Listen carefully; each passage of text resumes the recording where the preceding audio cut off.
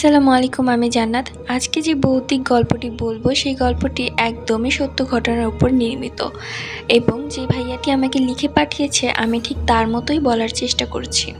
লিখেছেন, রাতুলরা পুরান ঢাকার একটা অত্যন্ত পুরনো গলির একটা বাসা নতুন ভাড়া নিয়েছে।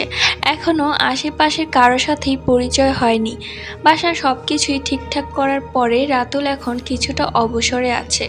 তার আবার রাত জাগার অভ্যাস, একটু রাত হলেই ছাদে চলে যায়। তো এই বাড়িতে ওঠার পরে প্রথম যেদিন ছাদে উঠল তখন প্রায় 12টা বাজে। চারপাশে তাকাতেই যে দেখে পাশের বিল্ডিংয়ের ছাদে একটা মেয়ে মাথা নিচু করে দাঁড়িয়ে আছে। পাশের বিল্ডিংটা এত কাছে ছিল যে একটু চেষ্টা করলেই ওই ছাদে চলে যাওয়া যাবে। যাই হোক, এত রাতে রাতুল একা একটা মেয়েকে ছাদে দেখে একটু অবাকই হলো। তবুও সাহস করে যেয়ে ডাক দিল, এই যে শুনছেন। মেয়েটা কোনো সাড়া দিল না, বরং যেভাবে দাঁড়িয়েছিল সেভাবেই থাকলো। এবার রাতুল আরেকটু জোরে ডাক দিল। এবার মেয়েটি তাকালো, চোখের দৃষ্টি কেমন যেন শূন্য, মৃত মানুষের মতো। রাতুল বলল, আপু, আমরা এই বিল্ডিংয়ে নতুন এসেছি, আমার নাম রাতুল, আপনার নাম কি? মেয়েটি আস্তে করে জবাব দিল, নিধি। ও তো আপু, এত রাতে আপনি ছাদে আসছেন কেন একা একা? মেয়েটি বলল, প্রতিদিনই আসি, ভালো লাগে।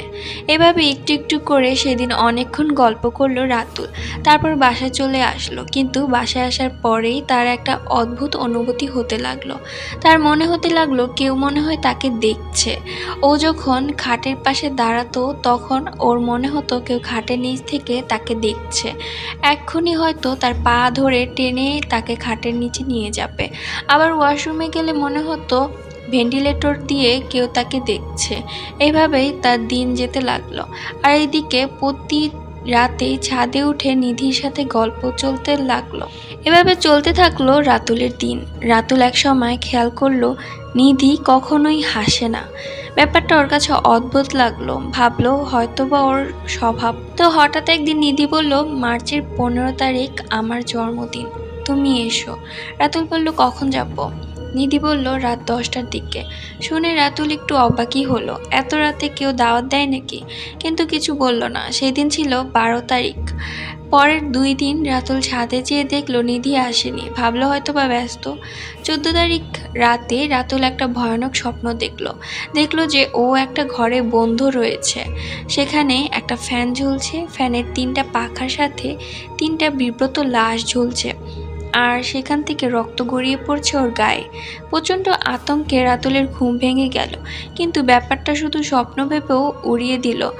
পরদিন রাতে রিধির জন্মদিনে যাওয়ার জন্য বের হলো। যেহেতু পাশের বিল্ডিংয়ে, তাই একবারে 10টার দিকেই বের হলো। ওদের বাসায় যেয়ে দরজায় কড়া নাড়ার সাথে সাথে নিধি দরজা খুলল। ঘরে ঢুকে একটু অবাক হলো রাতুল, কারণ কোনো মেহমান নেই। নিধি রাতুলকে বসতে দিয়ে ভিতরে চলে গেল। একটু পরে ওর বাবা মাকে নিয়ে আসলো। নিধির বাবা মাকে দেখে রাতুল একটু চমকে গেল, কারণ 3 জনের দৃষ্টি একই রকম, আর কারো মুখেই হাসি নেই। রাতুল বুঝে গেল যে ও কোনো বিপদে পড়তে যাচ্ছে। সাথে সাথে কোনো কথা না বলে দরজার দিকে পা বাড়ালো। কিন্তু ততক্ষণে ওরা 3 জন ওকে ঘিরে ধরেছে। তখন রাতুল সামনে জোরে জোরে দোয়া পড়তে লাগলো। দোয়া শুনে ওরা 3 জন চিৎকার করতে থাকলো এবং ওদের গায়ের মাংসগুলো খসে খসে পড়তে থাকলো। এরপর রাতুল কোনো মতে দৌড়ে বাড়িতে এসে অজ্ঞান হয়ে গেল। পরদিন নিজেকে আবেশ করলো হাসপাতালের বেডে। এলাকার লোকেরা তাকে উদ্ধার করে ওখানে ভর্তি করেছে। সুস্থ হয়ে উঠলে ওই বাড়িতে যেয়ে দেখে তালা ঝুলছে। পরে আশেপাশের লোকের কাছে শুনলো 12 বছর আগে এখানে একটা ফ্যামিলি ছিল।